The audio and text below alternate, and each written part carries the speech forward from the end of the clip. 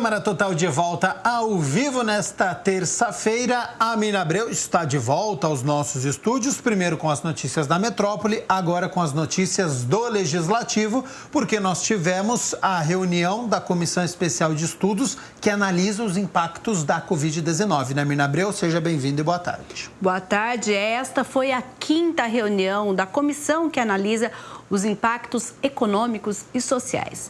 A comissão, ela é presidida pelo vereador Luiz Rossini e nesta segunda-feira ela falou justamente com o setor de comércio aqui da cidade.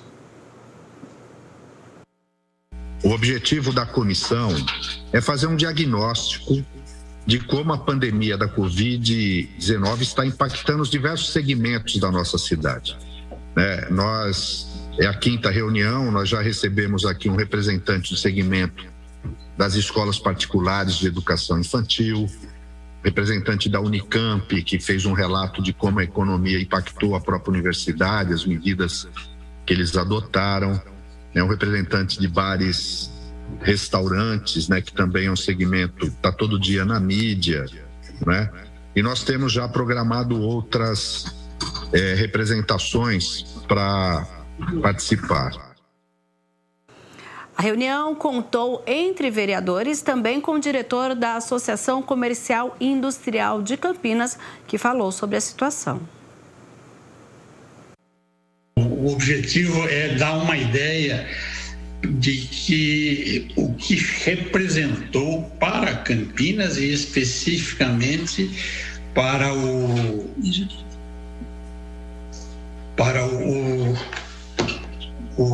como é que chama, para o segmento como um todo, que ele acaba trazendo uma consequência ruim, para essa economia.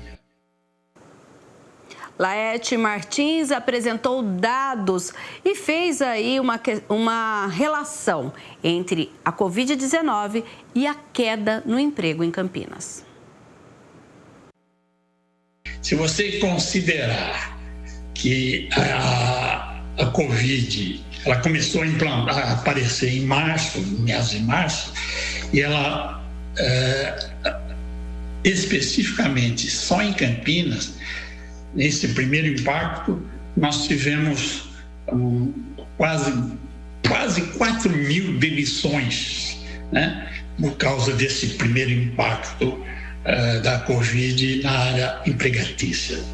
E na região, tirando Campinas da região, ficou esse número para a região que apresentou nos demais municípios, portanto nos 19, um total de desemprego da ordem de quase o mesmo número de Campinas, 3.800. O presidente da comissão, o vereador Luiz Rossini, falou agora dos próximos passos do trabalho. O objetivo primeiro é dar voz, dar uma oportunidade que para cada segmento possa vir aqui relatar como é que a pandemia está afetando a sua atividade.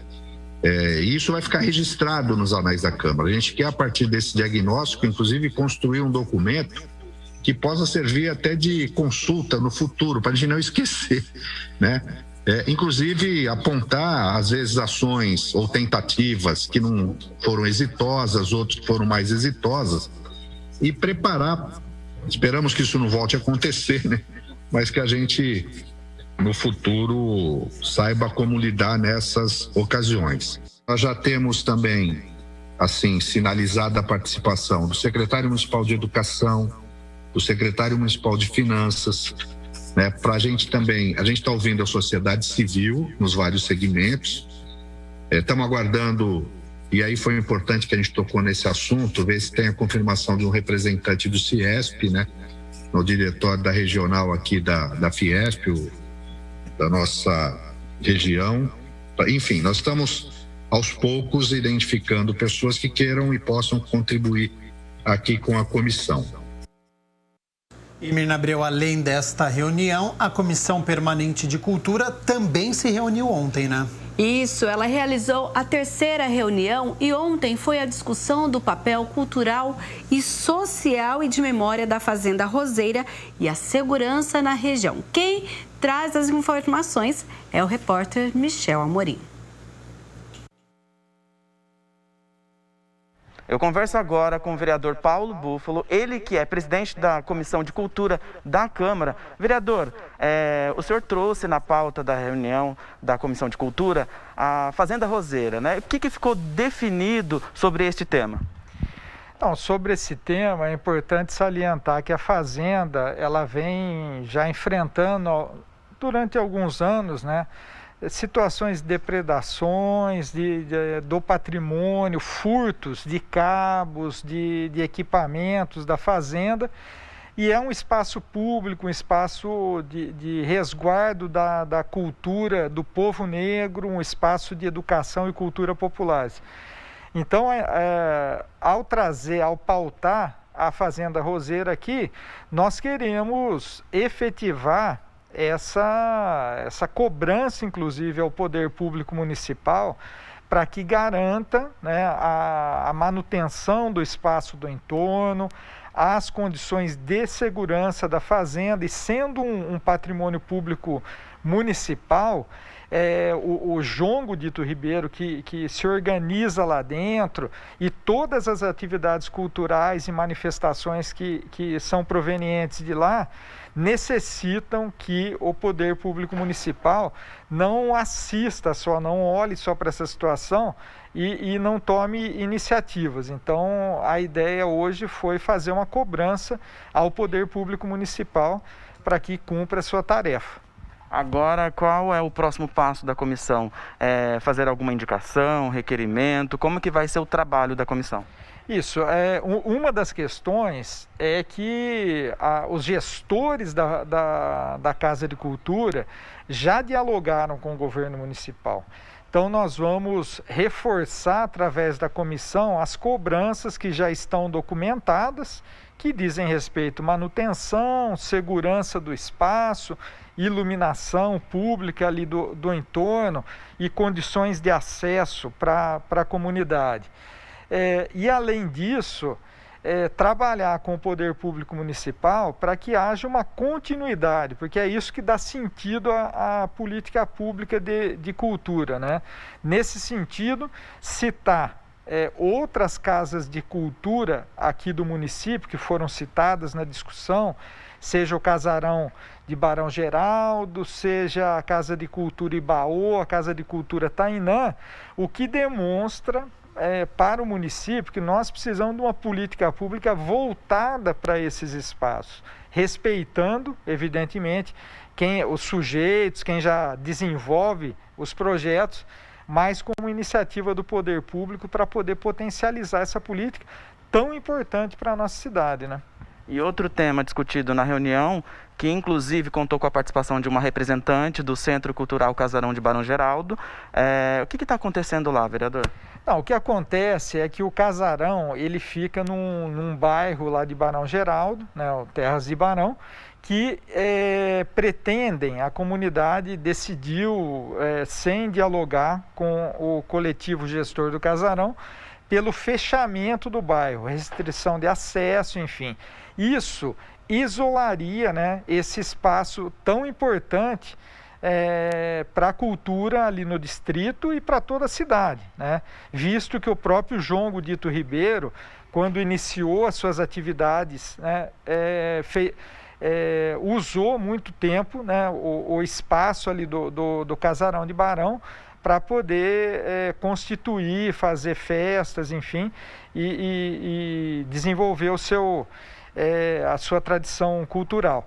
E nesse sentido, a nossa ideia agora é cobrar do poder público municipal, porque não trata-se só de uma questão de urbanismo, muda essa rua ou aquele acesso e tal, mas trata-se também de ouvir a opinião de quem constrói, de quem faz a cultura lá na região. Por isso nós devemos encaminhar também as cobranças que foram trazidas aqui para nós publicamente, e um documento que foi nos encaminhado pelo coletivo do Casarão de Barão.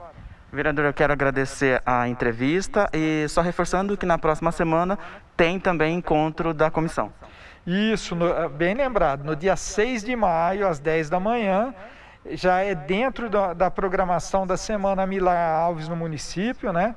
E organizado aqui esse debate público, dialogando com a Câmara Setorial do Audiovisual, que também faz parte aí do Conselho Municipal de Políticas Culturais. Então eu quero estender o convite aí a todos e todas que se interessem pelo tema. Muito obrigado. Okay. Michel Amorim, para o Câmara Total. Obrigada, Michel. Olha, e lembrando que você que quer acompanhar toda essa discussão, você pode conferir no youtube.com/TV Câmara Campinas. Lá a gente tem um arquivo das reuniões que acontecem aqui no Legislativo Campineiro. E uma outra comissão que se reuniu nesta segunda-feira e que discutiu assuntos da região metropolitana de Campinas é esta comissão que falou sobre o trem metropolitano. O presidente é o vereador Luiz Cirilo, que enfatizou a importância do tema. A Secretaria de Transportes Metropolitano já está em processo de começar um estudo para apresentar a licitação que vai permitir, evidentemente, os interessados participar do certame, que vai ter essa logística, né? Não só do trem, mas também de toda a infraestrutura que antecede a locomoção do trem, para que possam as empresas que queiram participar do certame, interessadas, fazer então o início das inscrições. Mas então nada está parado. Um outro assunto abordado pela Comissão de Assuntos da RMC é a questão do funcionamento do Poupa Tempo em Campinas, que atende também as cidades vizinhas. Eu recebi da minha assessoria a informação que a Câmara de Jaguariúna ela está apoiando incondicionalmente a nossa comissão de trabalho para trazer o Poupa Tempo. Porque o município de Jaguariúna, e claro de outras cidades também, mas eu cito Jaguariúna porque veio deles a informação. O município de Jaguariúna, ele utiliza muito, ou utilizava muito, o Poupa Tempo da região central. Então você veja que um espaço público, de oferecimento de serviço público, como era o Poupa Tempo, o quanto era importante, né? E a informação que nos foi dada pela direção do Poupa Tempo é que eles implantaram o Poupa Tempo 4.0, que é colocado no smartphone. Você baixa o aplicativo. Mas daí eu falei, mas e aquela pessoa mais simples que não tem o smartphone? Exatamente. Não tem um aparelho que possa baixar, né? Então ele fica refém, precisa comprar um aparelho, precisa aprender a mexer. Olha, a vereadora Débora Palermo também participou da reunião. Agora a gente vai falar então da reunião extraordinária. 39 itens estão na pauta desta quarta-feira. Olha, a gente vai destacar aqui a primeira discussão do projeto de lei complementar de autoria do prefeito, que altera dispositivos da lei do plano diretor. Também em primeira discussão, outro projeto de autoria do Executivo que cria a Câmara de Conciliação de Precatórios. E já em votação final, nós temos o projeto de lei de autoria dos vereadores Mariana Conte e Paulo Búfalo, que trata do rastreamento de doses da vacina contra a Covid-19 e também a identificação da população vacinada. Também em segunda discussão, o projeto da vereadora Mariana Conte, que trata da campanha permanente de sensibilização, informação e incentivo à vacinação. E ainda o projeto da vereadora Paola Miguel, também que será na votação do mérito, com emenda que institui em Campinas a campanha permanente de conscientização e enfrentamento do assédio e da violência sexual aqui na cidade. Essas e outras propostas você pode conferir no site www.campinas.sp.leg.br.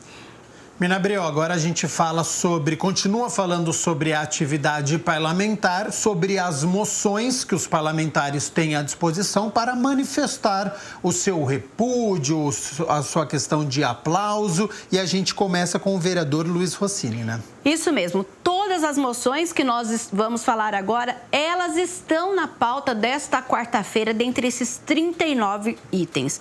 A moção do vereador Luiz Rossini apela à Assembleia Legislativa para a aceleração da votação de um projeto de lei que cria os cartórios nos distritos do Ouro Verde e do Campo Grande, aqui em Campinas. No documento, o vereador Luiz Rossini apresenta ao presidente da Câmara de Campinas uma moção que apela à Assembleia Legislativa do Estado de São Paulo e aos deputados estaduais à votação em regime de urgência de um projeto de lei complementar que cria os cartórios dos distritos do Ouro Verde e do Campo Grande, em Campinas. O texto será votado na próxima reunião extraordinária, marcada para esta quarta-feira. Existe já uma reivindicação antiga desses dois distritos, né, para que sejam designados cartórios para essas duas regiões de Campinas. E isso depende de algumas ações que elas foram iniciadas e tiveram inclusive o ex-vereador e hoje deputado Rafa Zimbaldi assim capitaneando essa ação, e foi aprovado pelo Tribunal de Justiça de São Paulo, então, a instalação de cartórios tanto na região do Ouro Verde quanto na região do Campo Grande. Do ponto de vista formal, o presidente do TJ encaminhou um projeto de lei à Assembleia Legislativa que precisa ser votada pelos deputados, né, para que isso seja aprovado por lei e realmente isso se efetive. Então, o que nós fizemos? Nós apresentamos uma moção endereçada ao presidente da Assembleia, aos líderes das bancadas do partido, mostrando que isso é uma medida importante para a nossa cidade e para essas duas regiões e solicitando tramitação célere, em regime de urgência, da aprovação desse projeto de lei. O distrito do Ouro Verde é o mais populoso do município de Campinas, com uma população aproximada de 240 mil habitantes. Conta com 2 terminais de ônibus que transportam juntos 180 mil passageiros todos os dias. Tem em comum com o distrito do Campo Grande, o segundo mais populoso de Campinas, com 190 mil habitantes aproximadamente, a economia e a urbanização em crescente desenvolvimento. Tem uma oferta enorme de comércios, indústrias, escolas, hospitais e centros de saúde. Uma infraestrutura que se equipara até às cidades de médio porte do país. Mas mesmo com tantos avanços, hoje, se um cidadão dessas duas regiões precisa de um serviço extrajudicial em um cartório, por exemplo, ele não vai encontrar. E essa é a pauta do vereador Luiz Rossini. E essa atividade cartorial exige que esses moradores tenham que vir para a região central, né? Então, assim, congestionando o trânsito, né? Fazendo que elas despendam muito tempo no transporte. E a ideia dos cartórios é no sentido, quando foram criados distritos, a ideia é oferecer serviços descentralizados nos 2 distritos. A Câmara Municipal possui, entre as mais de 20 comissões temáticas, 2 que atualmente tramitam para abordar especificamente temas voltados aos desafios que o crescimento das 2 regiões trazem ao poder público. Tanto primeiro a região do Ouro Verde, especificamente, desde que ela se tornou a sede do Distrito Industrial de Campinas, né, que atraiu empresas, houve uma expansão, um adensamento muito grande populacional daquela região. A região do Campo Grande, num segundo momento, também começou a ser polo de desenvolvimento, e hoje as 2 regiões juntas têm mais de 400 mil moradores. Mas é importante que Campinas, o governo e a Câmara também voltem os seus olhos e a atenção para essas 2 regiões que demandam serviços públicos, né? Eu acho que isso deve ser prioridade, e a Câmara, através, todos os vereadores, né, alguns especificamente que atuam nessas regiões, têm procurado cumprir esse papel, né, dá a devida e necessária importância a esses 2 distritos que hoje representam quase metade da população de Campinas. E uma outra moção que está na pauta desta quarta-feira foi protocolada pelo vereador Paulo Búfalo. Ela apela ao Congresso Nacional e ao Ministério da Economia para que a verba destinada ao Censo Demográfico de 2021 seja recomposta. O vereador Paulo Búfalo protocolou na Câmara Municipal uma moção de apelo à Comissão de Orçamento do Congresso Nacional e ao Ministério da Economia para que seja recomposta a verba destinada ao IBGE para a realização do censo demográfico ainda neste ano. De acordo com o Instituto Brasileiro de Geografia e Estatística, a redução de 90% da verba que seria destinada ao IBGE torna inviável a realização do censo.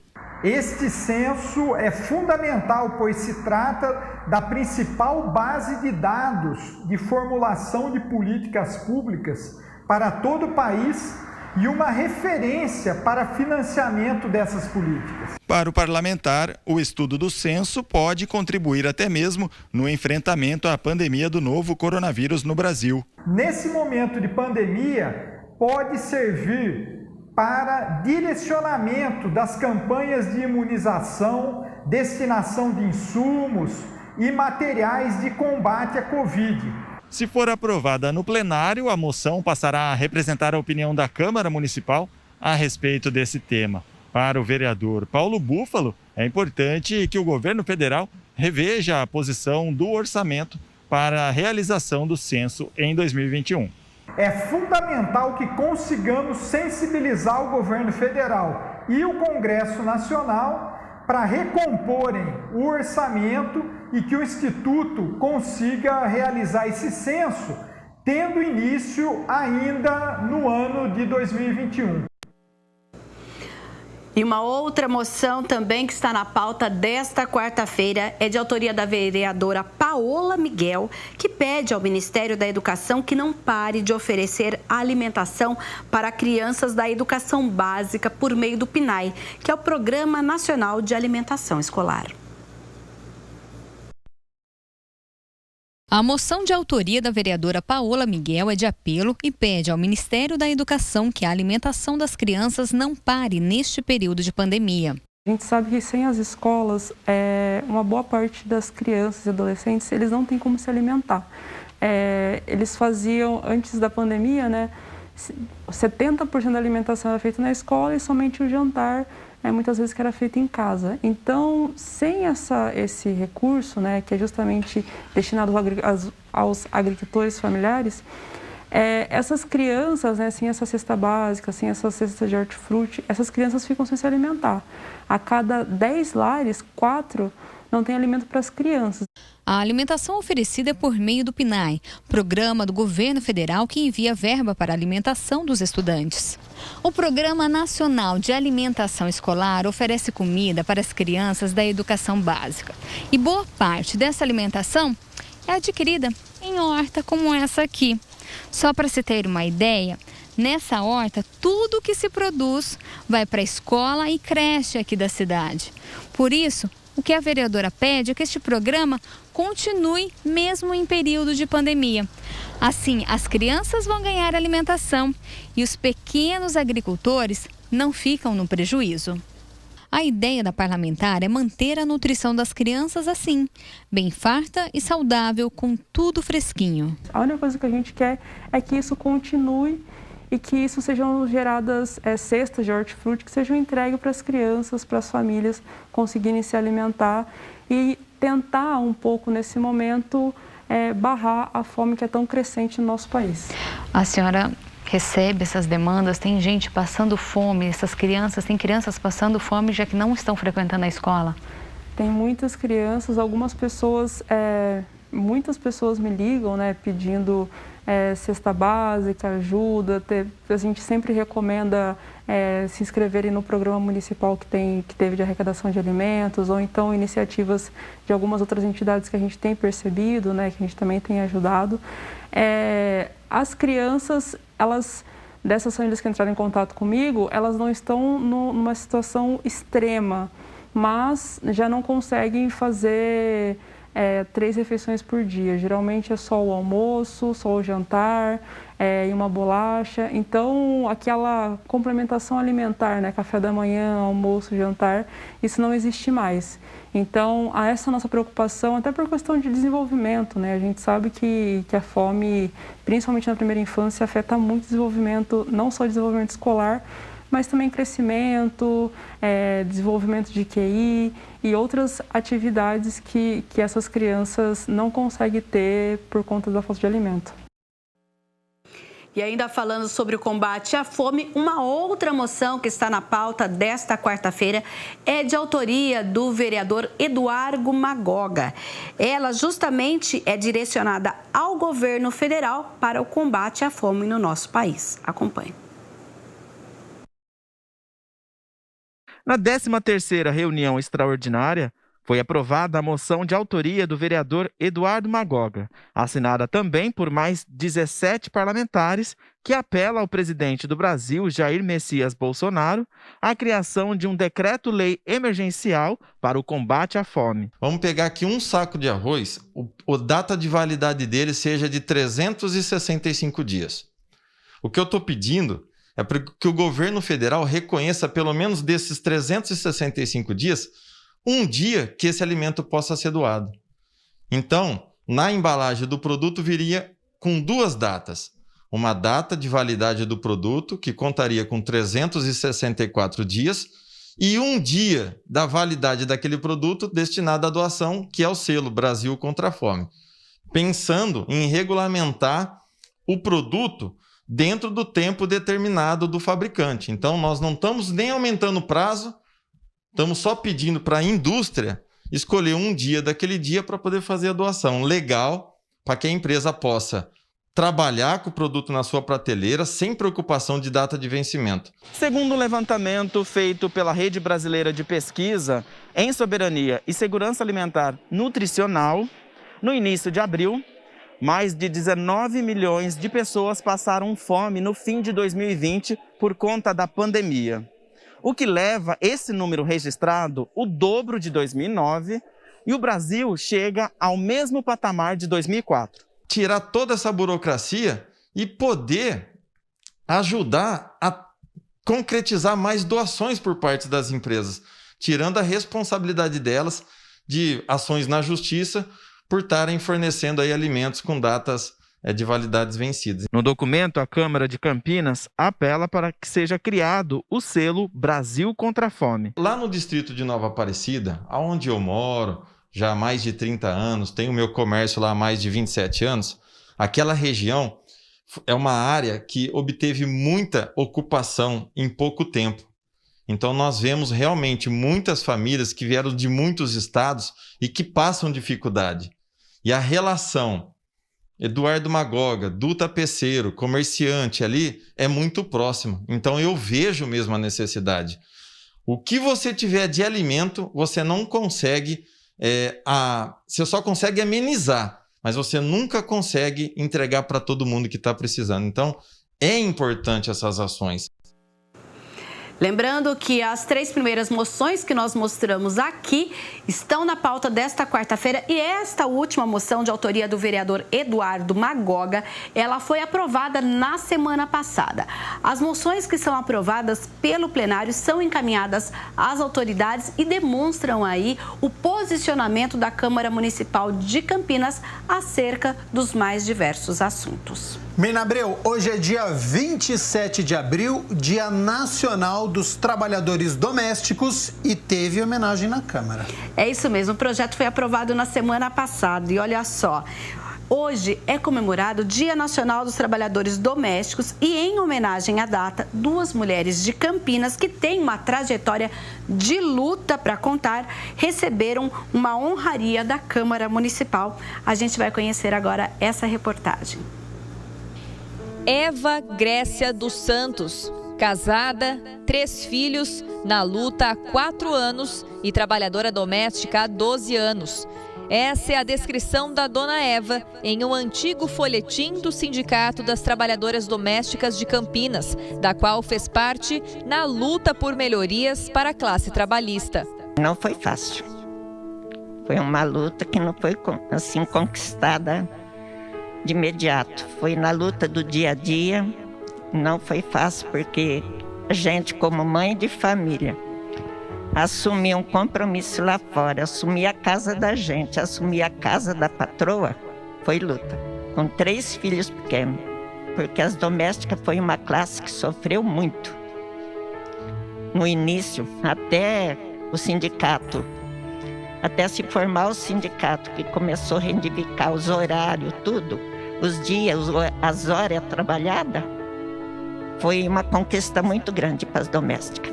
Quando a senhora relembra dessa história, a senhora tem orgulho da sua trajetória? Muito. Muito, porque eu vi que vencemos. Que hoje a gente é reconhecida como a trabalhadora, como qualquer um. E é esse reconhecimento que faz a dona Eva ser homenageada pela vereadora Guida Calisto, que entregou a ela uma medalha. Não uma qualquer, a medalha Laudelina de Campos Melo, que dá voz e reconhecimento a essas trabalhadoras.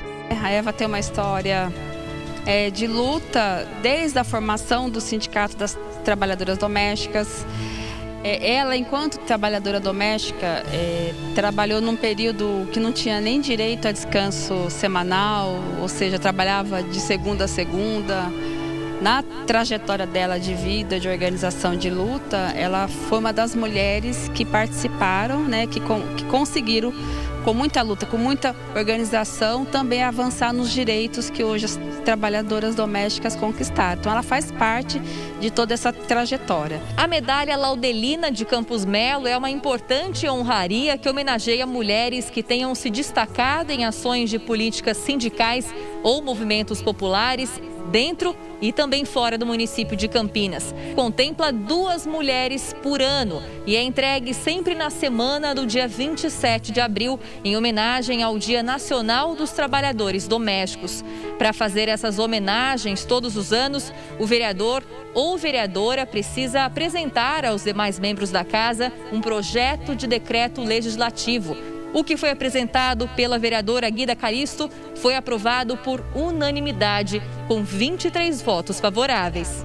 Ele foi votado na 13ª reunião extraordinária de 2021, realizado no dia 20 de abril.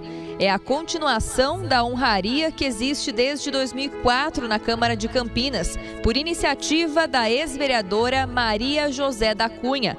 Relembra a trajetória de Laudelina, que foi uma trabalhadora doméstica, defensora dos direitos das mulheres e da resistência negra e fundadora do primeiro sindicato da classe trabalhadora no Brasil. Um reconhecimento e tanto para a segunda mulher homenageada com a medalha, a dona Angelina, de 72 anos. Humilde, ela fica toda sem graça ao receber a honraria pelo trabalho que tem orgulho de chamar de profissão. No começo não tinha valor nenhum, viu? Nenhum valor. Ele perguntou, você não quer ser trabalho empregado doméstico? É um serviço sem futuro. Mas falei, não, se Deus quiser, vai ter futuro, viu? Você pode acreditar que um dia o empregado doméstico vai ser organizado que nem uma empresa mesmo. E o que eu converso com essas pessoas, que eu sou empregado doméstico mesmo, ele me agradece muito, sabe? Falei, nós que não temos para vocês trabalhando desse dia que estão olhando. Foi isso, a senhora foi. E o que você fazer? Eu defendi o trabalhador. A senhora Angelina Rosa, pelo histórico, né, que chega para nós, ela inicia o seu trabalho como trabalhadora doméstica em 1979, participou da diretoria sindical, né, de 94 até 2003, ela foi diretora do sindicato, participou da direção, fez muita luta, ajudou a organizar essas mulheres. A gente sabe que essas mulheres, as trabalhadoras domésticas, é uma categoria que foi alijada de vários direitos. Então, por conta desse trabalho, né, da senhora Angelina, dedicação, construção, nessa linha de organizar as trabalhadoras, de lutar por essa categoria tão sofrida e tão sem direitos, a direção do sindicato, né, hoje vai e indica ela como uma homenageada. A gente disputa na reunião da diretoria e vai vendo os nomes, né? Então, esse ano é a dona Angelina e a Eva. Então, Mas a luta do sindicato é diariamente. Valorizar o sindicato, valorizar as trabalhadoras. Nós, trabalhadores domésticos, tem que dar um valor no nosso trabalho. Por valor, né, então, que é uma categoria, é uma profissão igual às demais outras profissões.